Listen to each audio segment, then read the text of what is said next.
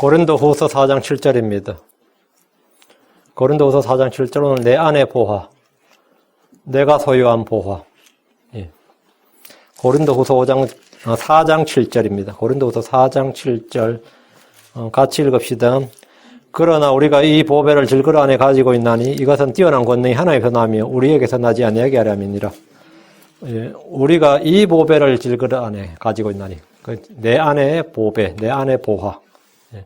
우리가 하늘의 보화를 쌓는다 그런 걸 하죠. 하늘의 보화를 쌓는 건 하늘의 보화를 쌓는 거고, 지금 현재 내 안에 무슨 보화가 있는가, 내 안에 내가 무슨 보화가 있는가. 크리스천의 가치는 뭐냐면 그 안에 있는 보화에 따른 겁니다. 그 안에 보화가 없으면 가치가 없는 거죠. 그건 고기 덩어리지 뭐, 그 사람은. 육신 덩어리고 고기 덩어리고, 내 안에 보화가 있으면 그것이 이제 그 사람의 가치가 되는 거죠. 오늘 전할 말씀은 내 안의 보화, 내가 소유한 보화. 기도하고 시작합시다. 은혜로 주신 하나님 감사합니다. 하나님께서 저희 속에 보화를 주셔서 저희를 특별한 백성으로 또 저희를 보물로 삼아주신 것을 감사합니다. 하나님 아버지 하나님께서 이 시간 주신 말씀을 선포할 때 하나님 권능 있게 영감 있게 또 은혜롭게 잘 전하게 하시고 듣는 모든 분들도 동일한 말씀을 그렇게 받도록 해주시길 원합니다. 그래서 저희가 주님께서 주신 보화들을 다 인지하고 그것을 믿음으로 확신하고 또 그것을 소유한 채 살아갈 수 있도록 해주시고 저희가 결코 가난하거나 줄인 자들이 아니라 주님께서 풍부하게 하시고 넘치게 하신 그 은혜의 산물들을 잘 알고 또 그렇게 복되게 하루하루를 살 수 있도록 도와주십시오. 감사드리며 주의 성기도합니다. 아멘. 네, 오늘 전할 말씀은 말씀드린 대로 내 안의 보화, 내가 소유한 보화입니다. 사람이 자기 안의 보화를 갖고 있으면 세상에 있는 보물에 욕심을 갖거나 집착하지 않습니다. 그 내 안에 뭐가 있느냐가 굉장히 중요해요. 그 내 안에 하나님의 사랑이 있으면 그 사람은 이 세상에서 사람들의 인기나 명예나 어떤 사람들의 사랑을 구걸하지 않습니다. 내 안에 내가 하나님께 받은 사랑이 있고 내 안에 하나님의 사랑이 있으면 그 사람은 사람들에게 대 사람들의 사랑을 막 갈구하거나 막 애정 결핍이 있거나 막 관심 종자가 되거나 그러지 않는다고. 근데 그게 없는 사람들은 사람들에게 막 이렇게 굉장히 당신 나 사랑해 뭐 이 소리 뭐 하루 10번씩 해야 되고 뭐 그런 거 있죠. 사람 잡지. 응? 애한테도 아빠 사랑해. 뭐 손자한테도 니 나 사랑해. 심지어 개새끼한테도 니 나 사랑하니. 응? 쥐가 킨 개한테도 사랑받고 싶어가지고. 안에 사랑의 결핍이 있다 보니까 내 안에 사랑의 결핍이 있는 사람들은 가장 애정 결핍을 드러내 보면 실제 이 삶에서도 내 안에 보화가 없으면 세상에 있는 보물에 그렇게 욕심을 내요. 그래가지고 백을 봐도 명품 백이 어떻고 옷을 봐도 제가 뭐 참 수트빨이 어떻고 보니까 막 이 수트도 보니까 한국에 지금 어떤 뭐 4개 매장에서 뭐 15,000불 이상 양복 하나에 15,000불 이상 되는 걸 파는데 그렇게 잘 팔린다는 거예요. 그래서 재미교포가 수입업체를 하나 세워가지고 이거 한국에서 장사되겠다 싶어서 그걸 했다는 거예요. 그래서 뭐 한국에 4개 백화점에서 뭐 명품 매장을 열었는데 뭐 15,000불 12,000불에서 18,000불까지 대를 만들어 놓고 이제 파는데 그렇게 잘 팔린다, 이게 15,000불 대짜리가. 양복 한 불에 15,000불 하겠네. 괜찮죠? 근데 그렇게 잘 팔린다. 그렇구나. 이게 내 안에 보화가 없는 사람들은 뭐야? 이거 가지고 이제 하는 거예요. 그래서 그건 뭐 목걸이든 뭐 폐물이든 하여튼 보화를 갖고 싶어요. 그 보물에 욕심을 갖는다고. 하늘의 보화를 쌓는 사람은 땅에 있는 보물들을 취하려고 마음이 끌리지 않습니다. 사람이 자기 안에 참빛이 있으면 true light, 내 안에 생명의 빛 참빛이 있으면 화려한 조명에 홀리거나 끌리지 않습니다. 마음속에 빛이 없는 사람들은 언제나 그 화려한 조명에 마음이 끌립니다. 사람이 자기 안에 영원한 생명이 있으면 육신의 생명에 그리 집착하지 않습니다. 영생을 소유한 사람은 육신의 죽음을 기쁨으로 맞습니다. 사람이 자기 안에 주의 말씀이 있으면 세상의 종교나 철학이나 사상 등에 그리 마음이 끌리지 않습니다. 내 안에 주의 말씀이 있으면, 내 안에 주의 말씀이 있다. 계시의 말씀이 있는 사람들은 이 세상 철학이나 사상들을 들을 때 거기 와, 매력적이다. 참 멋있는 말이다. 그런 게 별로 없어요. 크리스천들 특징이 그래.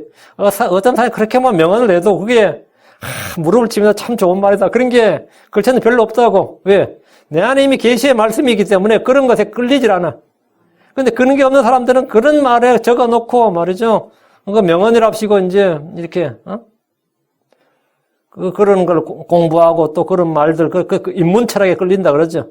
그 계시가 있는 사람들은 철학에 끌리질 않습니다. 계시의 말씀이 내 안에 있는 사람들은. 예. 그 자기 안에, 그래서 예수님 있으면, 자기 안에 그래서 예수님 있으면 다른 신들이나 다른 종교에 전혀 매력을 느끼질 않습니다. 전혀 끌리질 않습니다. 사람이 자기 안에 진리가 있으면 오류형에 끌리지 않습니다. 사람이 주의 아름다우심을 맛보면 헛된 영광이나 아름다움에 취하지 않습니다. 사람이 주 예수를 아는 지식과 진리의 지식이 있으면 다른 모든 것들을 무가치하며 배설물로 여기게 됩니다. 내 안에 생수가 있다면 갈증이 있을 수가 없습니다. 내 안에 생명의 빵이 있다면 줄일 일이 없습니다. 내 안에 주님 주신 보화가 있다면 우리는 탐욕이라는 우상을 숭배할 일이 전혀 없습니다. 그 내 안에 뭐가 있느냐의 핵심 그거예요. 내 안에 뭐가 있느냐? 그 내 안에 없을 때 문제가 터지는 거예요. 내 안에 있어야 할 것이 없을 때 아무리 하지 마라 금지해도 그건 안 되는 겁니다. 내 안에 있어야 돼. 그러니까 내 안에 참빛이 있어야지 이 조명에 끌리질 않는 겁니다. 벌써 이 12월 달이라고 저희 다세대 주택이잖아요. 그러니까 집집마다 그렇게 이제 막 조명들을 막 이제 막 대문부터 시작해가지고 막 붙여놓아요. 붙여놓는데 그게 다 빛이 없는 사람들의 특징입니다. 내 안에 빛이 없으니까 그런 거라도 그 밤에 잠잘 때 그 눈 안 부시냐? 번쩍 창문도 번쩍번쩍 황당하죠. 그러니까 내가 그걸 보면서 참 그 빛이 없는 인간들의 모습을 보는 거지. 빛이 없는 인간들은 저런 데 끌리는 거예요. 그 여러분 안에 주님 주신 보화가 있느냐 없느냐.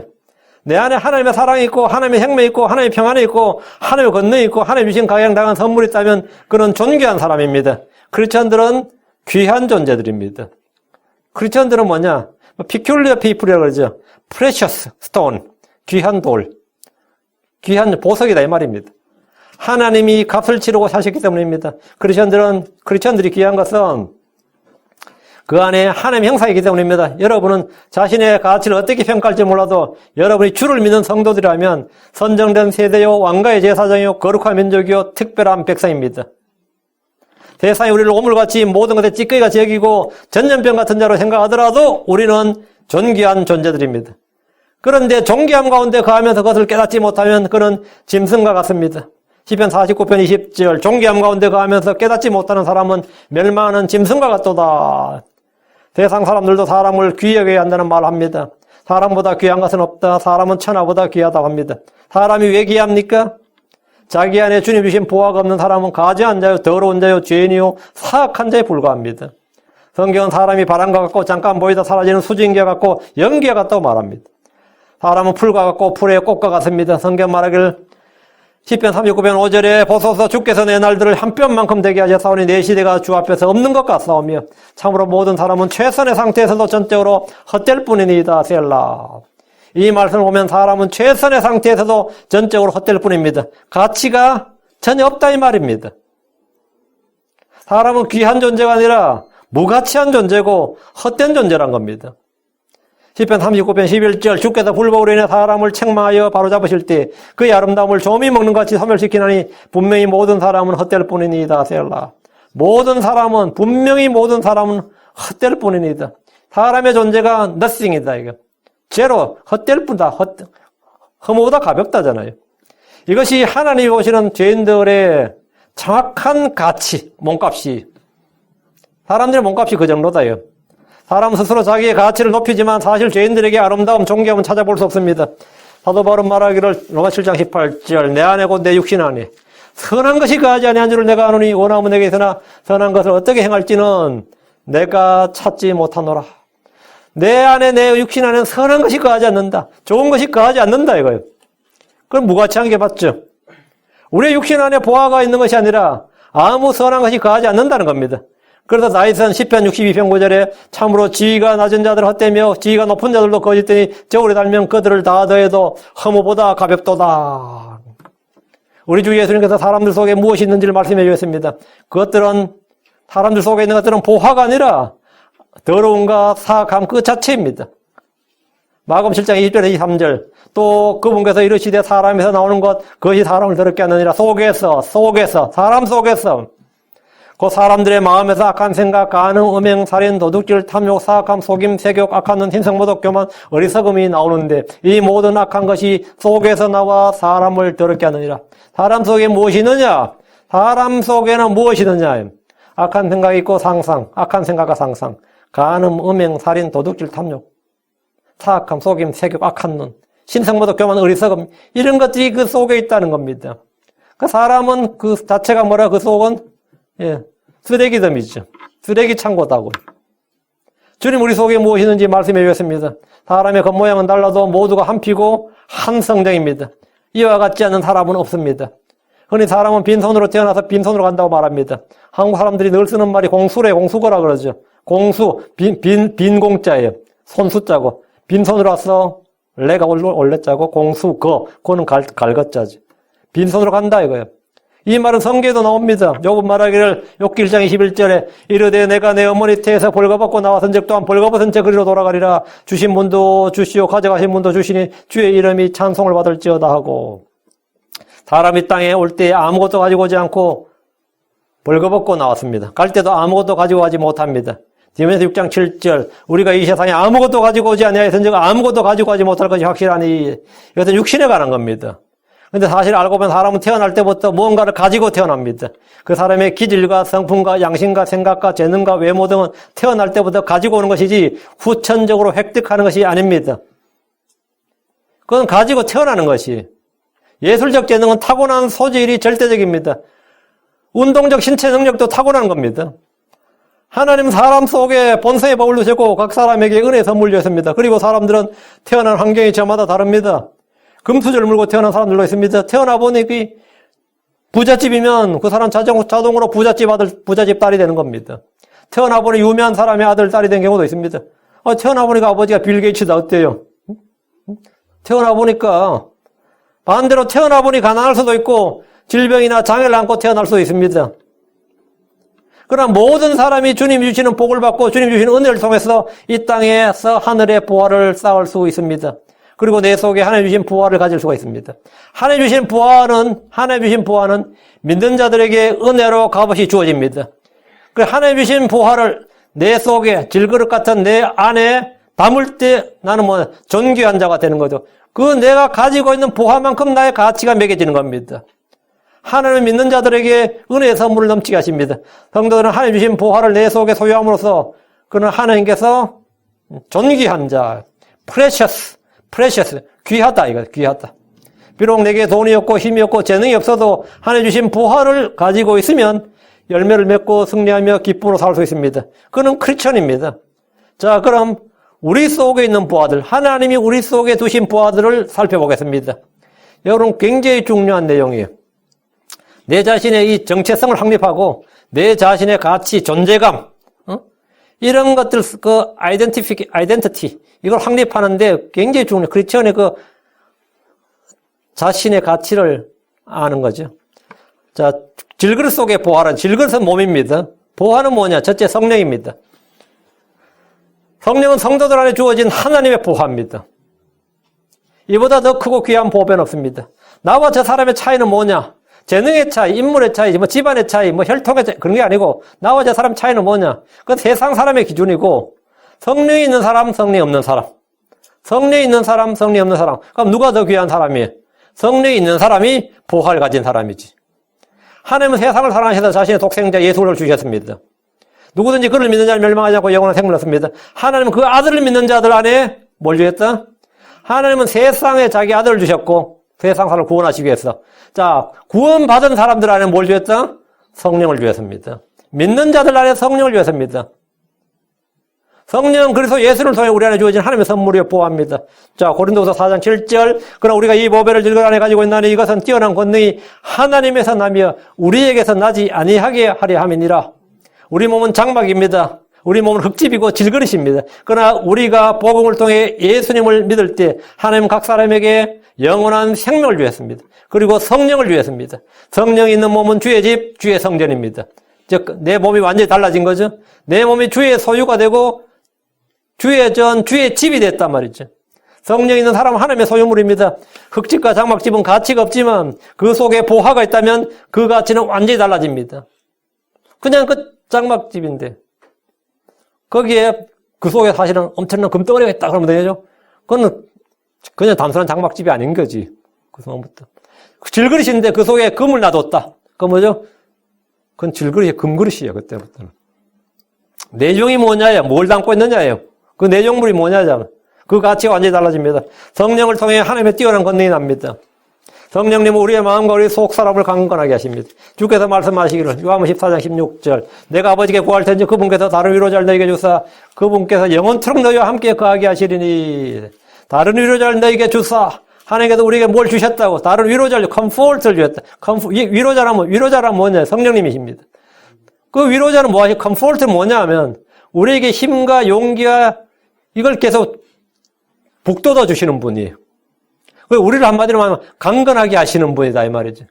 누가 나를 위로했다는 말은 뭐죠? 내가 상처받고 쓰러지고 약해질 대로 약해졌을 때 나를 자꾸 점점점 뭐죠? 이렇게 세우는 거죠. 점점 소생시키고 강하게 해줘서 그걸 내가 위로를 받았다 그러죠. 성령께서 위로자란 말은 뭐냐? 위로자 성령이란 말은 뭐냐면 우리의 마음과 우리 속사람 점점 힘을 주고 강하게 하시는 분이다 이 말입니다. 그게 위로자란 뜻이. 위로자. 응? 그 형편없는 위로자는 힘을 못 주는 사람이야.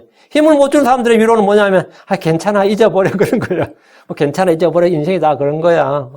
시간 지나면 다 해결돼. 이거는 그냥, 형편없는, 힘을 전혀 못 주는 거고, 성령께서는 우리한테 괜찮아, 시간 지나면 괜찮아, 시간 지나면 다 해결돼. 그게 아니고, 우리 속 사람을 점점점 힘을 주고 강건하게 세워주는, 그게 위로자인데, 다른 위로자를 너에게 주사, 이 말.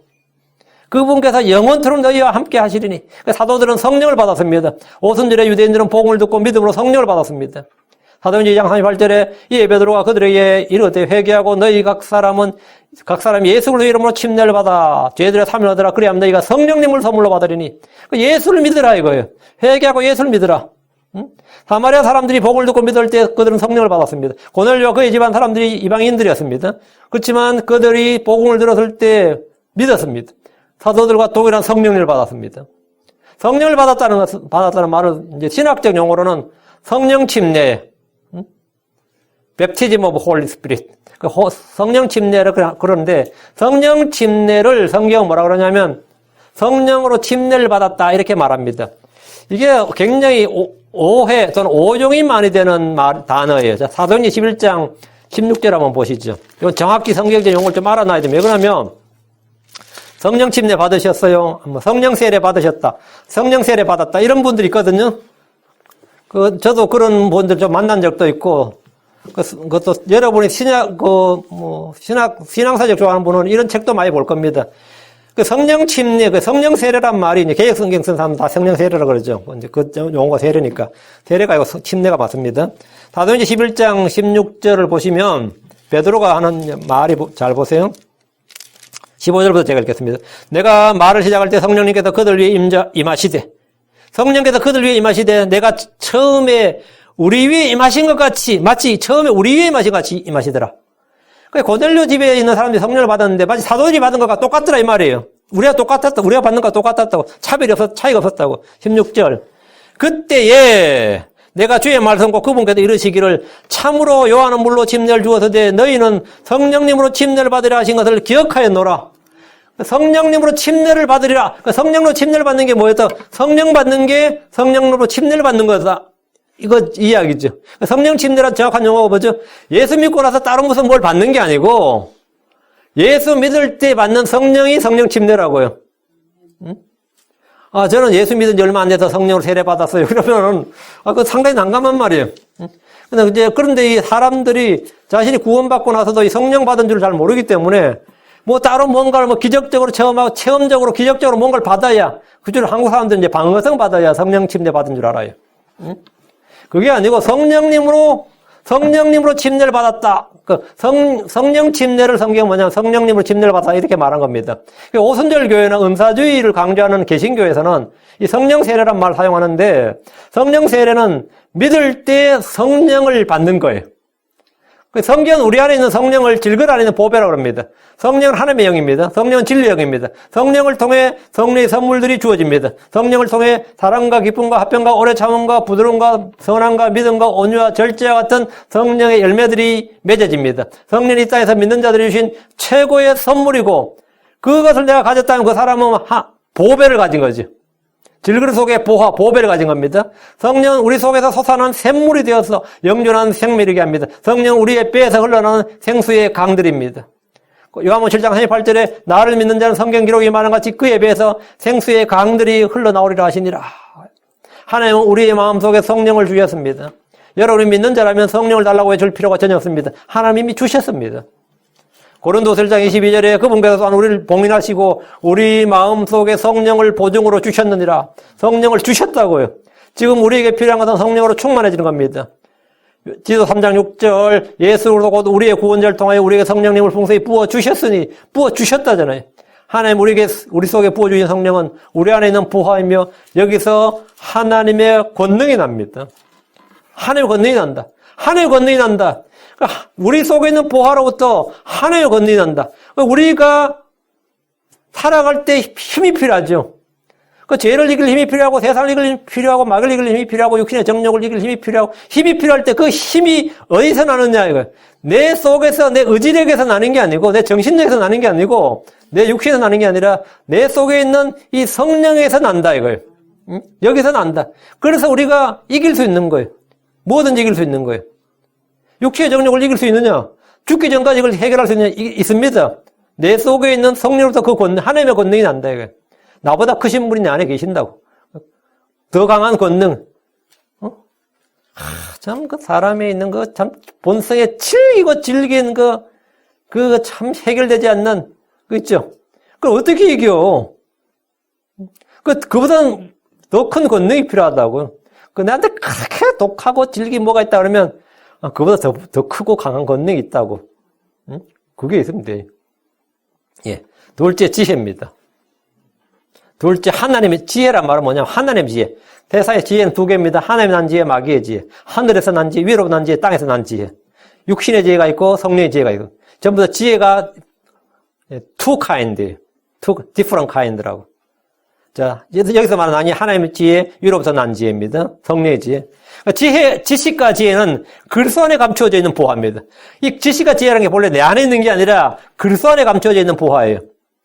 골로새서 2장 3절에 그분 안에는 지혜와 지식의 모든 보화가 감추어져 있느니라. 그분 안에는, 그리스도 안에는 지혜와 지식의 모든 보화가 감추어져 있느니라. 그렇다면 이제 이 보화가 내 안으로 옮겨져야 되죠. 그래야 지식과 지혜와 지식의 모든 보화가, 지혜와 지식의 모든 보화가 그리스도 안에 있으면 그러면, 내 안에는 어떻게 존재할 수 있느냐, 내 안에 어떻게 아느냐 이거예요. 그리스도 안에 감춰진 보화를 찾아 내 안에 있게 해야 됩니다. 사람들이 어디서 지식과 지혜의 보화를 구합니까? 지식의 보고는 도서관으로 행하지. 주로 책을 읽고 학식을 당함으로써 이런 것들을 얻는다고 생각합니다. 그러나 이 보화는 도서관이나 학교에 있는 것이 아닙니다. 지식과 지혜의 보화는 그리스도 안에 감춰져 있습니다. 그리스도 안에 감춰져 있습니다. 이것들을 소유하려면 찾아야 됩니다. 잠언 2장 4절 6절에 은을 구하는 같이 그것을 구하고 감춰진 보화들을 찾는 같이 그것들을 찾으면 그때 주를 누리는 것을 깨닫고 하나님 아는 것을 발견하리니 이는 주께서 지혜를 주시며 그분의 입에서 지식과 명철이 나오기 때문이라. 자, 이런 주께서 지혜를 주시며, 지혜는 누가 준다고요? 주께서 주신다고. 그분의 입에서 지식과 명철이 나오기 때문이니라. 그러니까 지식과 지혜는, 명철은 그분의 입에서 나오는 겁니다. 주의 말씀에서 나오는 지혜는 하나님의 지혜입니다. 순수한 지혜입니다. 야고보 3장 17절에 그러나 위로부터 난 지혜는 첫째 순수하고 다음으로 화평하며 부드럽고 간청을 잘 들어주며 긍휼과 선한 열매로 가득하고 차별이 없고 윗선이 없나니. 위로부터 난 지혜는 이렇다고요. 근데 땅에 속한 지혜, 마귀의 지혜는 비열하기가 속이고 잘못된 그런 아이디어를 냈을까 싶을 만큼, 이 약한 지혜란 것은 말이죠. 진짜 아이디어가 막 넘쳐. 우리가 다 놀란다니까. 그 위로부터 난 지혜하고 이 땅에 속한 지혜, 하나님 지혜, 마귀의 지혜는 완전히 토를 디프런이죠. 하나님은 성도들에게 돈을 주거나 땅을 주거나 집을 주는 대신에 귀한 보화들을 주십니다. 지혜는 우리가 가장 사모해야 할 것들이고 어떤가 하는 겁니다. 잠언 4장 7절에 지혜는 어떤가 하는 것이니 그러므로 지혜를 얻으라. 내가 얻은 모든 것으로 명철을 얻을지니라. 내가 얻은 모든 것으로 지혜는 뭐라고 어떤가 하는 것. 구약에서는 지혜가 어떤가 하는 것, 신약에서는 사랑이 최고니라죠. 구약에서 지혜가 어떤가 하는 것을 잘못해서 왜 지혜는 어떤가 하는 것이니 하나님의 지혜를 말한 겁니다. 하나님이, 예수님이 하나님의 지혜다 이거예요. 십자가에 못 박힌 예수로서는 뭐라고요? 하나님의 지혜다고요. 그래서 복음은 하나님의 권능, 하나님의 지혜입니다. 그게 어떤가 하는 것이다고. 그러면 지혜를 얻으라. 욥은 지혜의 가치를 이렇게 말합니다. 욥기 28장 15절 19절. 그것은 금으로도 얻지 못하며 은을 달아서도 그것의 값을 치르지 못하려다. 오빌의 금이나 귀한 줄만으로 사파이어로도 그것의 값을 매기지 못하였고 황금과 수정이라도 그것과 견주지 못하며 정금 보물로도 그것을 바꾸지 못하고 산호나 진주는 말할 필요도 없나니 지혜는 루비보다 더 값지도다. 에티오피아의 황옥이라도 그것과 견주지 못하며 순금으로도 그것의 값을 매기지 못하리로다. 그런데 욥은 이 지혜를 어디서 찾아야 되는지 어디에 있는지를 알지 못했습니다. 어디에 있느냐고. 이런 지혜, 이렇게 귀한 가치를 지는 진짜 보배 중에 보배인데 그래서 어디서 찾을 수 있고 어디에 있느냐고. 욥기 28장 12, 13절. 그러나 지혜는 어디서 찾을 것인가? 명철이 있는 곳은 어디인가? 사람이 그것의 값을 알지 못하며 산자들의 땅에서 그것을 찾을 수 없도다. 그런 산자들의 땅에서 찾을 수 없다고 합니다. 산자들의 땅에서 찾을 수 없다. 그럼 없다는 말이잖아요. 인도에서도 찾을 수 없고 중국에서 찾을 수 없고 티벳에서도 찾을 수 없고 한국에서도 찾을 수 없고 그리스나 로마에서도 찾을 수가 없습니다. 인도에서 찾을 수 없다면 힌두교에는 그런 거 없다고요. 중국에서 찾을 수 없다. 유교나 불교나 도교에 그런 거 없단 말이죠. 티벳 불교에서 그런 거 없습니다. 한국에도 없어요. 세계 어느 나라 어느 국가에도 그런 거 없다고. 그리스 로마 신화에도 그런 건 없다고.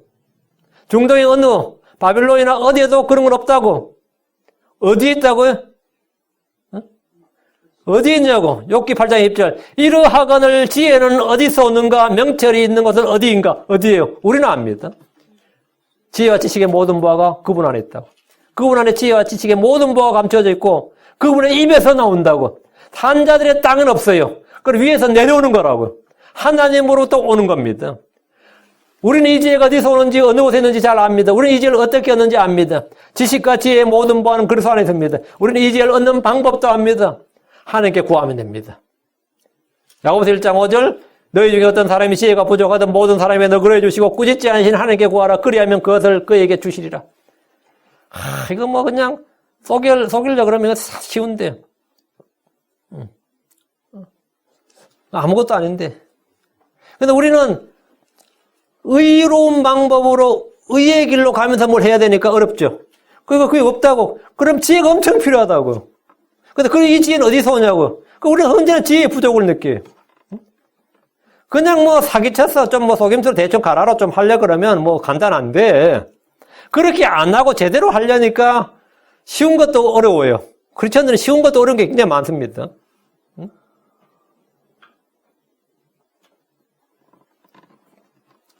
제가 여기 처음에 영주권 받을 때 교회 사진을 찍어서 보내라 하더라고, 우리 교회다. 우리 교회가 지금 여기 말고 저쪽에 있을 때 2층 공장 사진이었지. 그러니까 예배 찍는 사진을 이민국에서 보내라 그래가지고, 야, 몇 명 안 되는데. 그러니까 한 분이 그러더라고. 야, 이거 포토샵으로 처리하면 간단한데 이러더라고. 포토샵으로 처리하면 간단한데. 포토샵으로 하면 이거 뭐 200명분 만들 수 있는 거지. 꽉 차게 만들 수 있다 이거예요. 응? 포토샵으로 처리하면 간단한데 그래가지고. 그렇게 하면 물론 간단한데 그렇게 할 수는 없는 거지. 응? 목사 수익 다 교회에서 받는 수익 보내는데 그때 제가 500불 받았어요. 그러니까 다른 목사님 딱 그러는 거야. 이거 100% 안 된다고. 500불 받아서는 이민국에서 이건 이해를 못 한다고. 이건 가짜다. 이건 100% 가짜다 이거야. 생활비가 안 되는데 그거 보내가지고 어떻게 영주권이 나온다고 그러더라고. 응? 그러니까 우리가 바르게 하려니까 힘든 거지. 뭐 얼마 쓸까? 그냥 5,000불 쓰세요. 그래서 또 그 동그라미 하나 더 뒤에 하나 그냥 간단히 더 쓰라는 거야. 근데 그게 세상 방식이야. 응? 세상 방식이. 제가 미국 처음 올 때 대사관에서 비자 받을 때도 그랬어요. 비자 받을 때 필수로 내는 게 뭔지 아시죠? 관광 비자 받을 때. 지금은 무비자가 됐습니다. 비자 없이 된대. 관광 비자 올 때 통장을 제출하게 돼 있어요. 통장을. 그 통장이 12,000 얼마 이래. 12,000 얼마 이래. 그래가지고 그 직원이 묻더라고. 이게 말이 되냐고 나보고 그랬기는. 내가 인천에 개척교회 목사인데 개척교회 목사가 무슨 돈이 있어요? 그러니까 그거 오히려 이해하더라고. 개척교회 목사가 무슨 돈이 있냐고. 그냥 잠깐, 부흥회 잠깐 다녀오는 거라고. 그러니까 다른 사람들 어떻게 하냐 물어보니까 보통 빌려서라도 2천만, 3천만 채워넣는다는 거예요. 그리고 이 비자 인터뷰 끝나고 돌려주고 이런다는 거죠. 응? 그러니까 크리스천들이 삶이 어려운 것 같아요. 바로 살려니까 어려운 거예요. 가라로 살려면 뭐.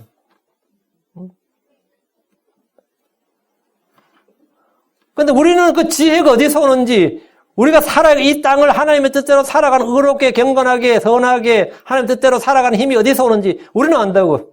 우리는 언제나 지식과 지혜가 부족하기 때문에 하나님께 구하라고. 하나님께 구하면 뭐라? 하나님께서 모든 사람에게 너그러워 주시고 꾸짖지 아니하시는 하나님께 구하라. 그래야면 그것을 그에게 주시라. 그러니까 하나님의 뜻대로 살 수 있는 지혜를 그에게 주신다 이 말입니다.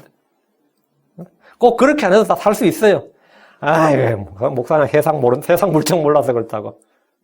그렇게 하면 못 살아요. 그래. 한국 사람들이 편법의 귀재들이야. 정말 좀 편법의 귀재들이에요. 편법에는. 불법은 아니라 그래요. 편법의 귀재들이라. 편법이란 말이 뭔지 아세요? 합법과 불법에 아주 경계선을 넘나드는데, 합법도 아니고, 물론, 미국에서는 합법, 불법밖에 없어요. 한국말에는 합법과 불법 사이에 뭐가 있어? 편법이라는 게 있어요. 편법이라는 게 있어요. 근데 우리가 그렇게 안 살고, 하나는 로풀리하게 살려니까, 지혜가 늘 필요한 거죠. 그래서 하나님께 늘 구하게 되는 거예요. 지혜는 으뜸가는 보하다. 하나님께서 우리를 으뜸가는 보합니다. 셋째, 예수 그리스도입니다. 우리 안에 있는 예수 그리스도. 이 부분은 제가 따로 이건 뭐 몇 시간을 전해야 되는 내용이에요. 그리고 여러분이 반드시 이해해야 되는 내용입니다. 내 안에 있는 보화, 남이 갖지 않았지만 내가 가진 보화를 한 가지 말하라면 단연 예수 그리스도입니다.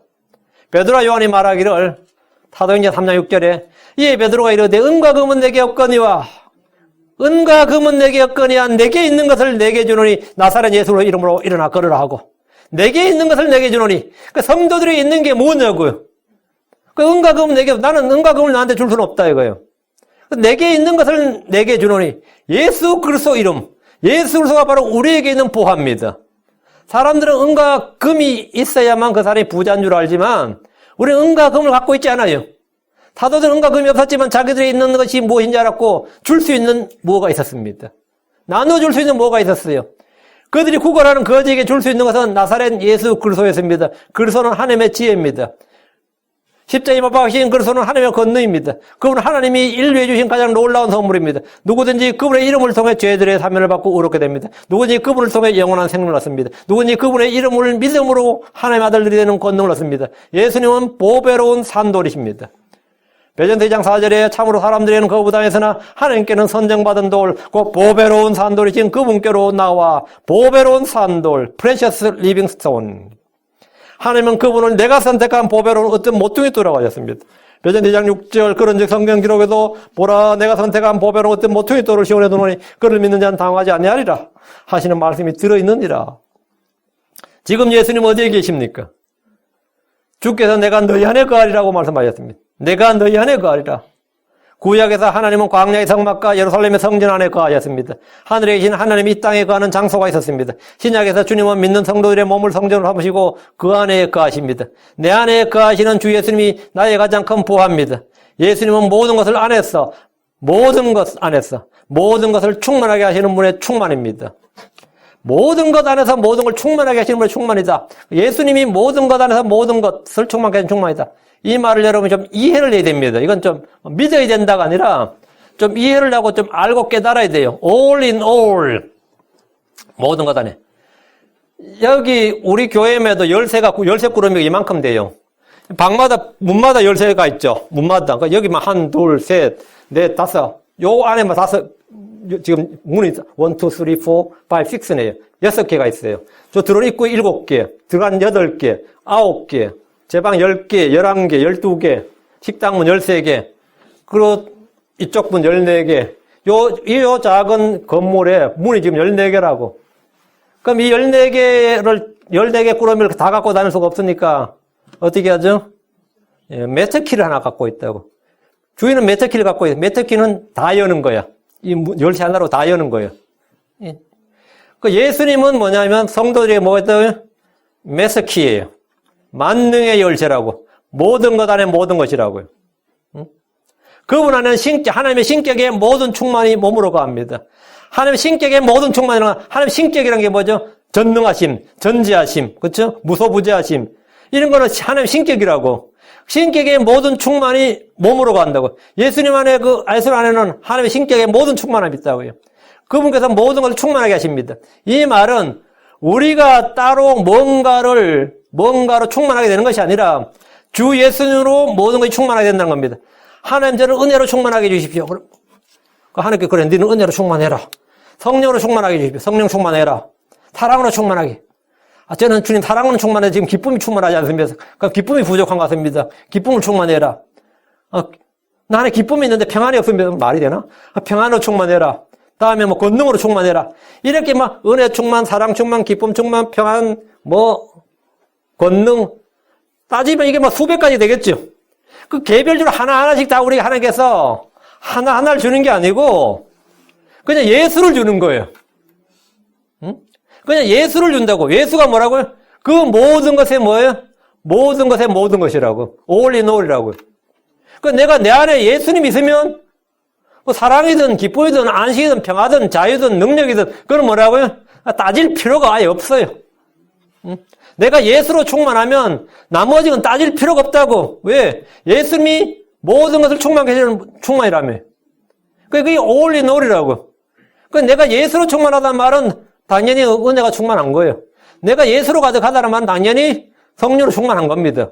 당연히 기쁨이 충만한 것이고 평안이 가득한 것이고 은혜가 넘치는 것이고 긍휼이 풍성한 것이고 말해 또 뭐. 아니 여러분이 원하는 뭐든 다 넘치는 거예요. 넘치는 거라고.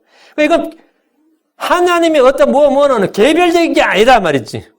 그건 개별적으로 낱낱의 것이 아니라 사실 예수란 하나로 충분하다며. 예수님이 내 안에 거하면 그게 은혜든 사랑이든 기쁨이든 평강이든 안식이든 자유든 권리든 하여튼 뭐라고 부르든 간에 그건 다 충만하게 됩니다.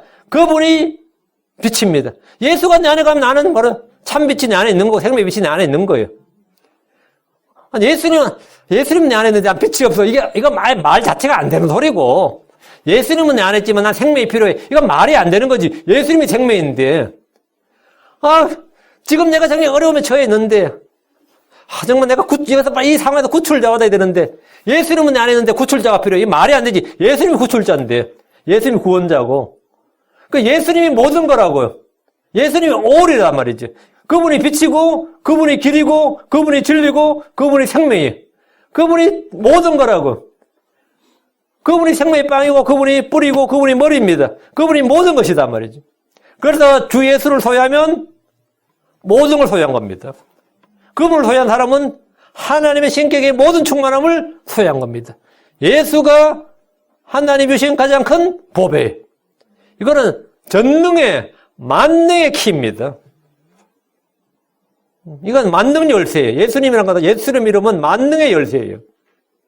고린도서 13장 5절 너희가 믿음 안에 있는지 너희 자신을 살펴보고 너희 자신을 입증하라. 예수로께서 너희 안에 계신 줄 너희가 스스로 알지 못하느냐. 그렇지 않으면 너희는 버림받은 자니라.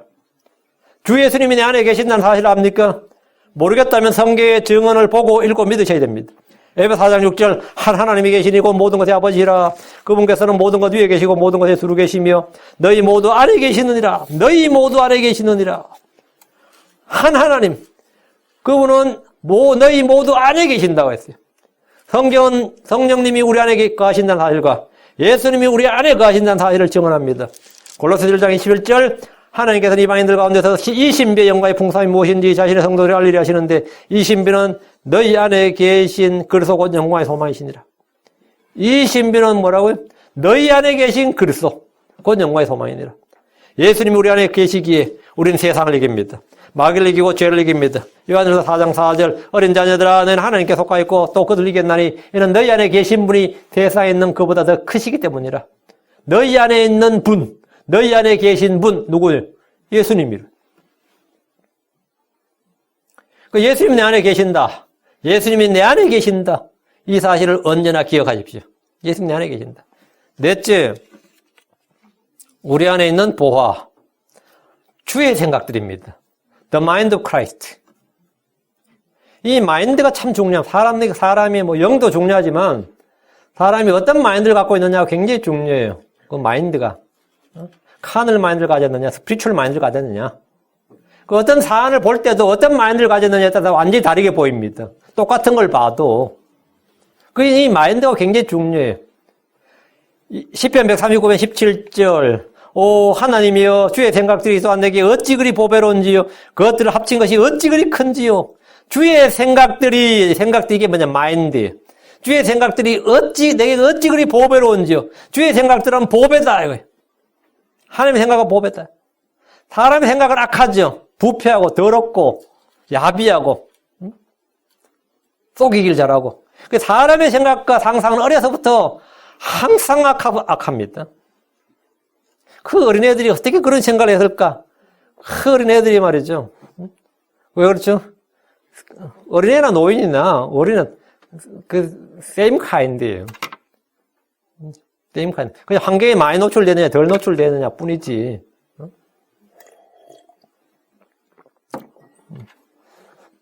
예. 그러나 주의 생각들은 내게 보배입니다. 우리는 그리스도의 영을 받았습니다.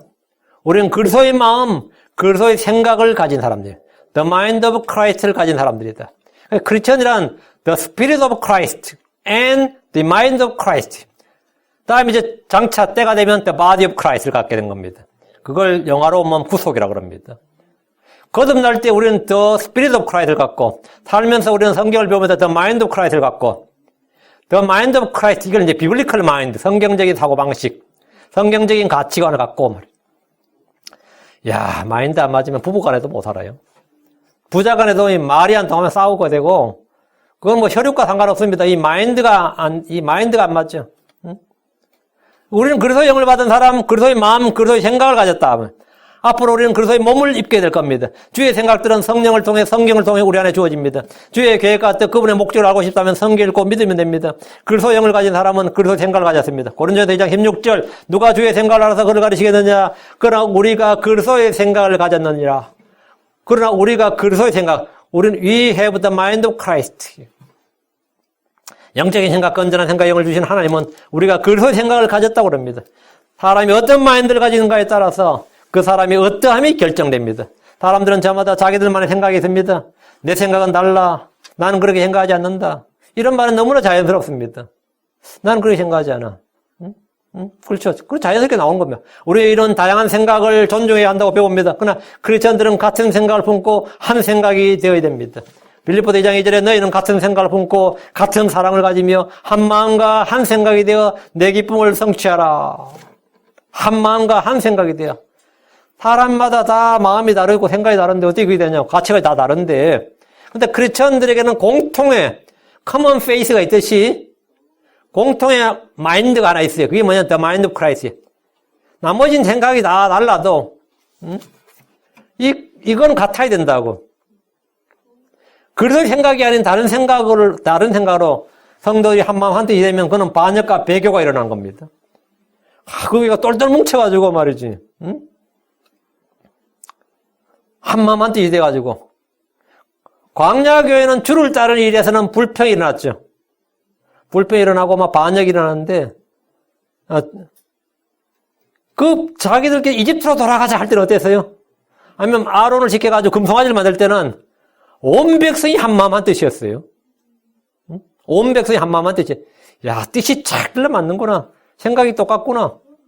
진짜 전부 한마음 한뜻이었다고. 한마음 한뜻이 되는 게 중요한 게 아닙니다. 예수 그리스도와 같은 생각으로 한마음 한뜻이 돼야 돼. 그걸로 한마음 한뜻이 돼야지.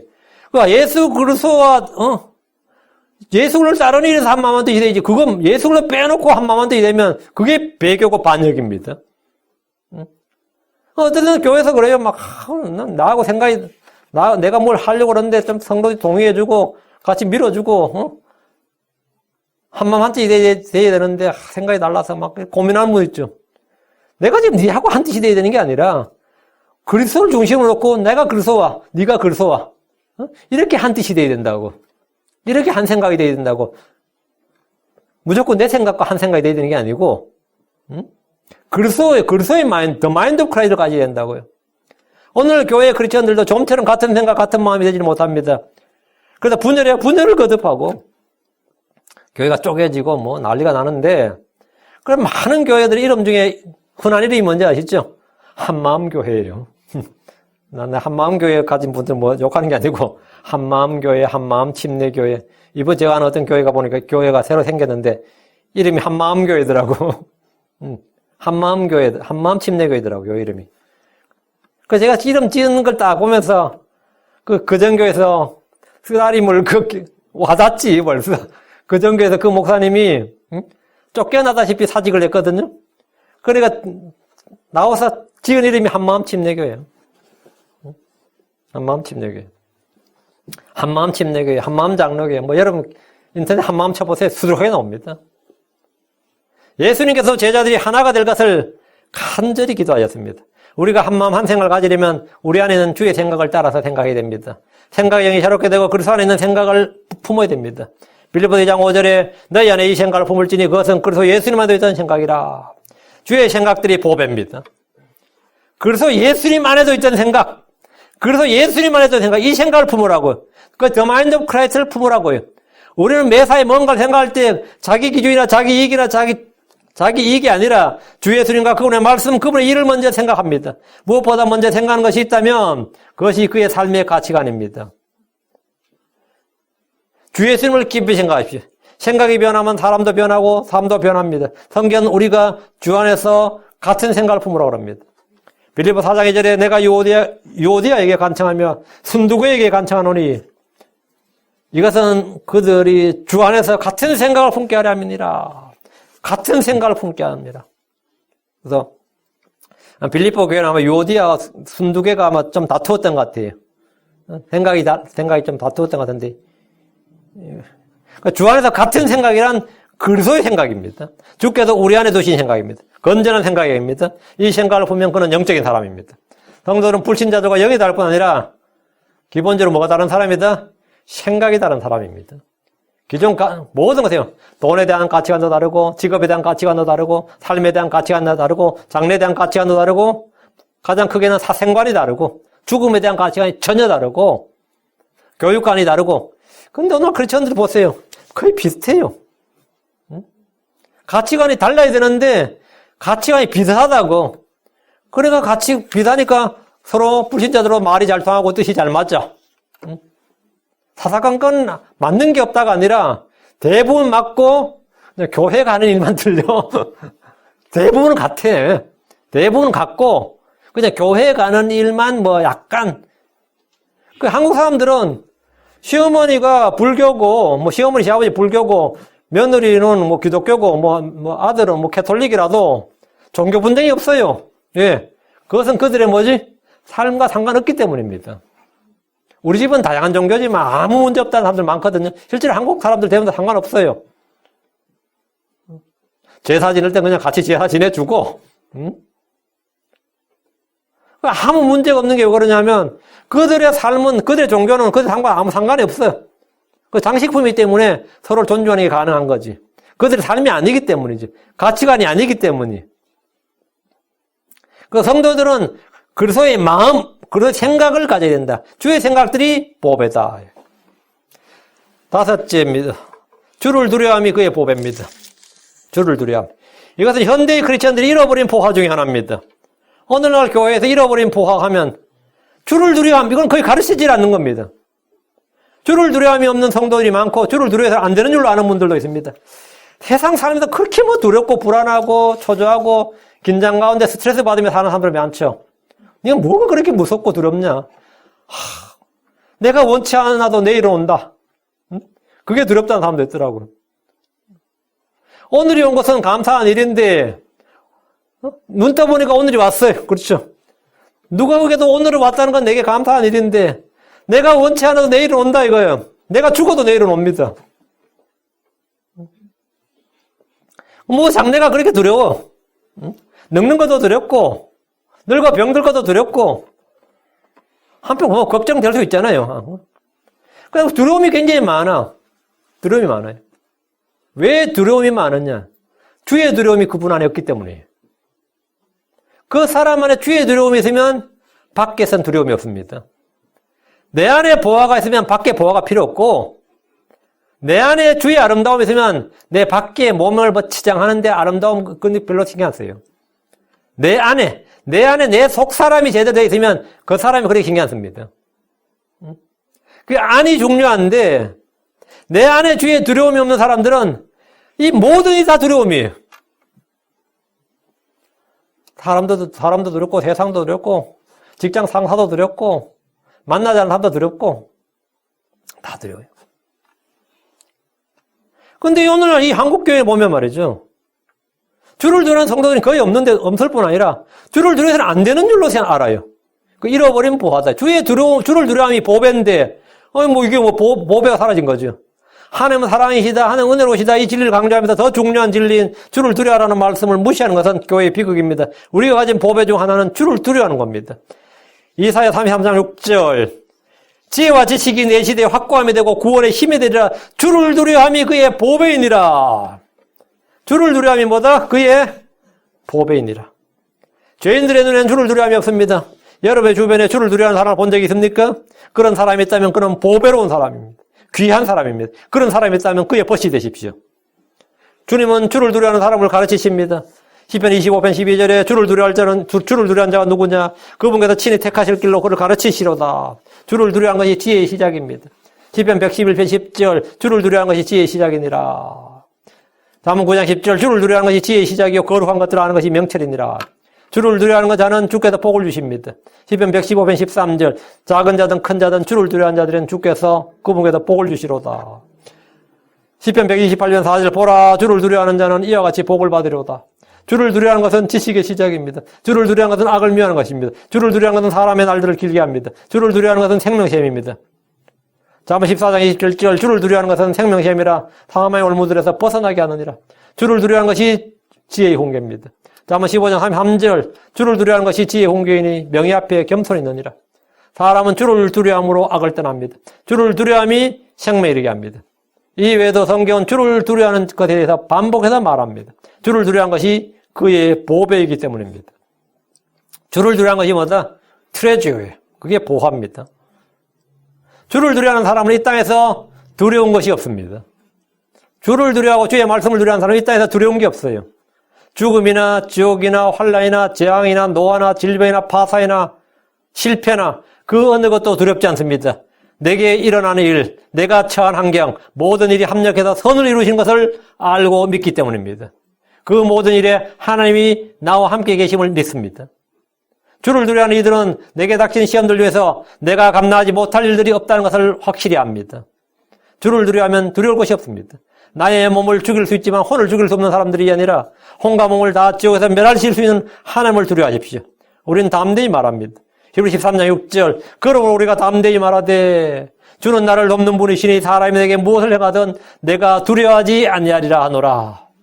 주를 두려워하는 사람은 내가 사람들이 뭘 해도 내가 두려워하지 않는다. 나를 감옥에 넣든지 내 재산을 빼앗든지 심지어는 나를 괴롭히든지 욕하고 비난하든지 왕따시키든지 내 목숨을 빼앗든지 나를 속이든지 뭘 하든지 뭐라고 내가 두려워하지 아니하로다. 나는 뭐가 있다고? 나를 돕는 분 하나님이 계신다. 나의 구원자이시고 그걸 다 지켜보시고 컨트롤하신 하나님이 계시다. 그리고 내가 나를 지켜보시옵소서. 나를 보시옵소서. 나의 심판자가 있다고요. 심판자가 있다고.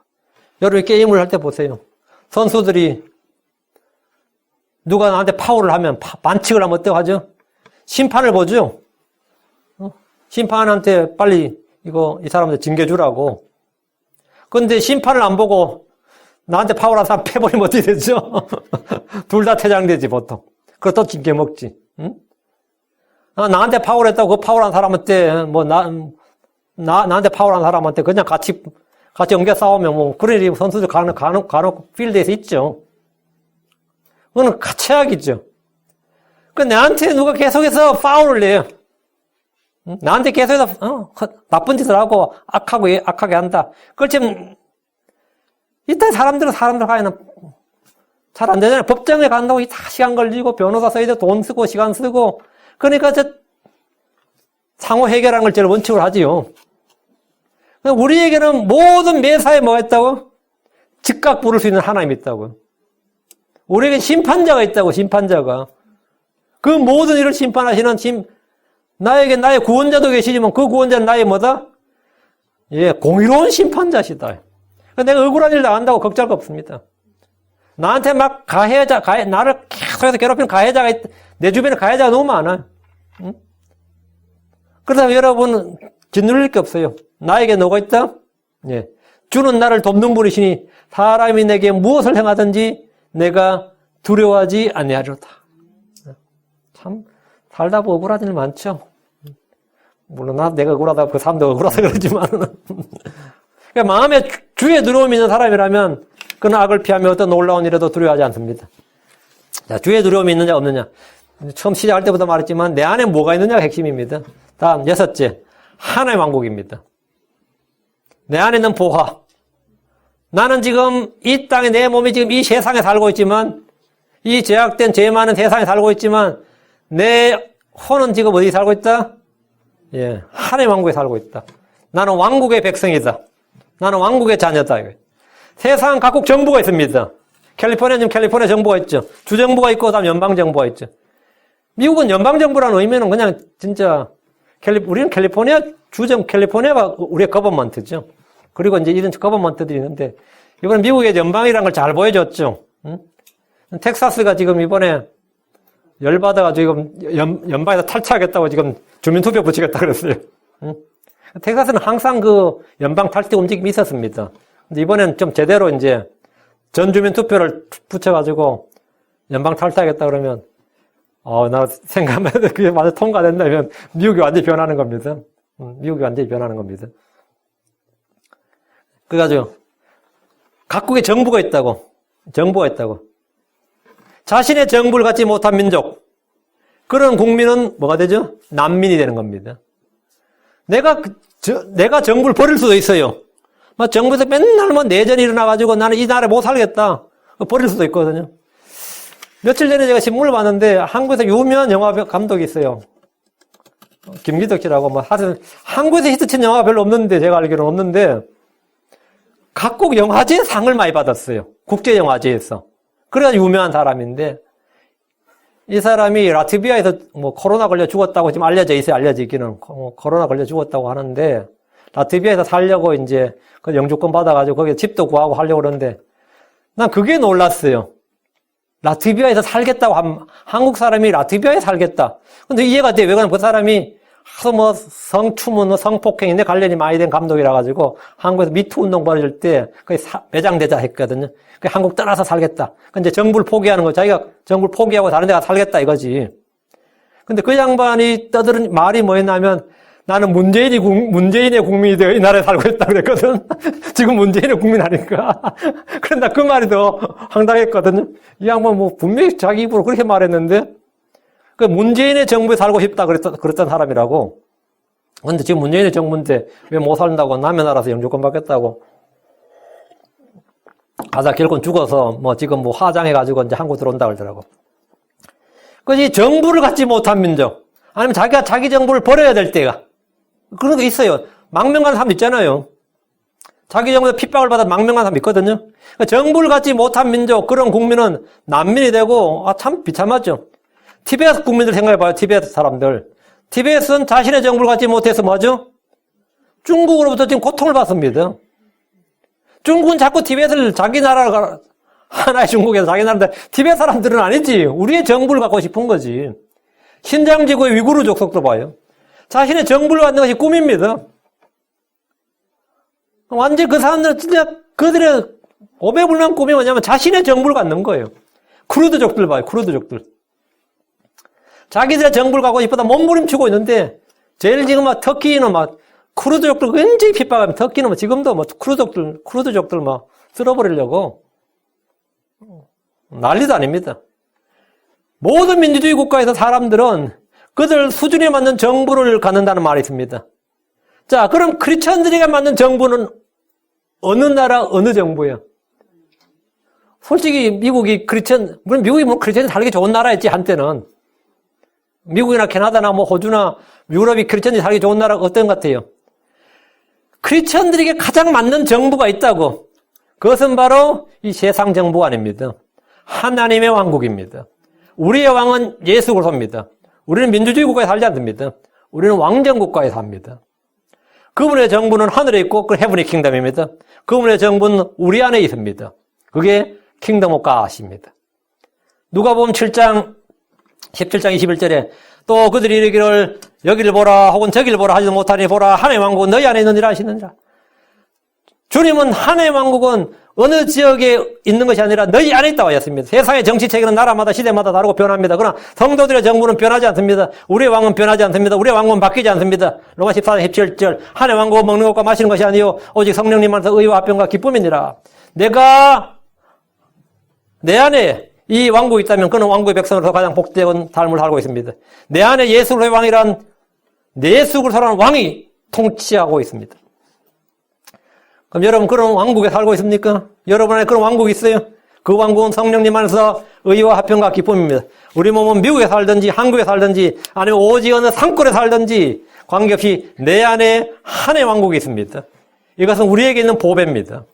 사람들은 저마다 자기 안에 우상을 세웁니다. 성도들은 자기 안에 하나님의 왕국이 있습니다. 7째, 그리스도의 믿음입니다.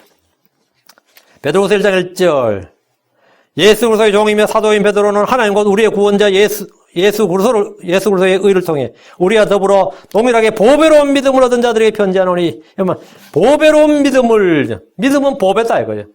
보배로운 믿음이란 말대로 우리의 믿음 그 자체로 보합니다. 믿음은 하나님의 말씀에서 옵니다. 믿음은 성령의 선물이며 열매입니다. 예수님은 믿음의 창시자의 완성자입니다. 사람들은 저마다 자신만의 믿음이 있고 철학이 있고 종교가 있지만 예수 그리스도의 믿음은 모든 사람이 갖고 있지 않습니다. 데살로니가 후서 3장 2절에 모든 사람이 믿음을 갖고 있지는 아니하니라. 모든 사람이 저마다 자기 믿음을 가지고 있죠. 그럼 모든 사람이 믿음을 갖고 있지 아니하니라 이 말은 뭐죠? 예수 그리스도의 믿음을 모든 사람이 갖고 있는 건 아니다 이 말입니다. 예수 그리스도의 믿음은 예수 그리스도를 믿을 때 주어지는 하나님의 선물입니다. 이 믿음은 금보다 훨씬 더 귀합니다.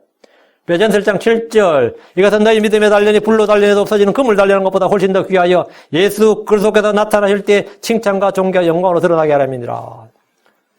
루스드라에서 바울과 바나바는 어머니 태에서부터 불구가 되어서 결코 걸어본 적이 없는 사람을 만났습니다. 그 사람은 바울이 선포하는 복음을 들었습니다. 바울은 그를 똑바로 쳐다보니 병고침을 받을 만한 믿음이 있는 걸 봤는데 알게 되었습니다.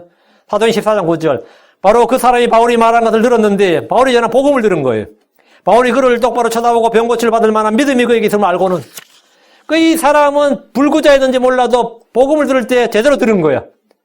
바울이 딱 보니까 이 사람이 제대로 듣고 있는 거야. 믿음이 있는 거예요, 보니까. 말씀을 통해 믿음이 온 거예요. 응? 그의 몸은 불구였고 다리는 허약하여 걷지 못했지만 그 사람 안에는 병고침을 받을 만한 믿음이 있었습니다. 그 믿음이 부활이었어요. 이것은 그 사람이 그 지역의 다른 사람들이 결코 갖지 못한 보배였습니다. 어떤 사람은 돈이 있고 어떤 사람은 권력이 있고 어떤 사람은 높은 학위가 있고 어떤 사람은 인기나 명예가 있고 어떤 사람은 능력이 있습니다. 사람은 저마다 가진 것이 다 다릅니다. 그러나 내 안에 아무것도 없어 보이는 사람이 있습니다. 나의 장점이나 특기나 재능이나 매력을 아무리 찾아도 찾을 수 없는 사람들이 있습니다. 날 때부터 앞을 보지 못하고 날 때부터 다리를 절고 날 때부터 말하지 못하고 날 때부터 듣지 못하는 사람들이 있습니다. 그러나 내 안에 믿음이 있다면 그는 보화를 가진 사람입니다. 믿음은 구원을 줄 뿐 아니라 보상을 줍니다. 8째, 하나님의 약속들입니다. 그것들로 말미암아 베드로서 1장 4절 그것들로 말미암아 지극히 크고 보배로운 약속들이 우리에게 주어졌나니 이것은 너희가 이 약속들을 힘입어 정욕으로 인해 세상에 있게 된 썩을 것을 피하여 하나님의 본성에 참여하는 자가 되게 하람이니라. 하나님의 보배로운 약속들, 크고 보배로운 약속들. 성경에는 우리에게 주어진 하나님의 약속들이 약 800가지가 있다고 합니다. 하나님의 약속들은 지극히 크고 보배로운 것들입니다. 하나님의 약속은 사람들의 약속과 달리 신실합니다. 하나님은 거짓말하지 않습니다. 자신의 말씀을 잊어버리지 않습니다. 무효하지 않습니다. 폐기하지 않습니다. 하나님의 약속의 말씀은 모든 믿는 자에게 문자 그대로 다 성취됩니다. 주 예수님의 다시 오시면 그분의 약속입니다. 하나님 주신 약속을 소유하십시오. 여러분이 성경 읽을 때 하나님 약속들마다 표시해가면서 읽고 하나님 그걸 정리해놓고 하나님 이 약속들을 내가 믿습니다. 그럼 그 약속들이 여러분에게 성취가 됩니다. 성취가 돼요. 그분의 약속은 다 성취가 되는데 그 약속들이 뭐라고요? 우리에게 보배라고요. 하나님 내게 주신 약속이 있다 말이에요. 하나님께서 나를 지키신다는 약속이 있고 나를 도우신다는 약속이 있고 나와 함께 하신다는 약속이 있고 내 안에서 일하신다는 약속이 있고 나를 구출하신다는 약속이 있고 찾아보면 너무너무 많습니다. 내가 너를 버리지 아니하리라, 너를 떠나지 아니하리라. 이건 엄청난 약속입니다. 세상 끝날까지 내가 너와 항상 함께하리라. 이것도 엄청난 약속이죠. 하나님께서 주신 이런 약속들을 내가 지금 소유하고 있다면, 여러분 지금 사람들이 나한테 한 약속들 다, 엄마들도 자식한테 약속 잘 어겼죠. 이거 저축했다 다 너에게 줄게 해놓고는 안 주고 그러잖아, 그죠? 어릴 때 많이 속아봤죠. 어릴 때 그래 신뢰를 무너뜨려 놓으면 어른 커서도 이제 안 믿지. 다 나중에 해줄게 해놓고 안 해주고 막 그러면 이제. 그럼 이제 애들이 안 믿어요. 하나님의 약속은 안 믿을 만한 게 하나도 없어요. 다 이루어집니다. 자, 오늘 여기까지 하겠습니다. 우리 안의 보화, 내 안에 주어진 보화, 내가 소유한 보화인데, 얘가 8가지 정도 정리했는데, 여러분이 더 정리하시면 됩니다.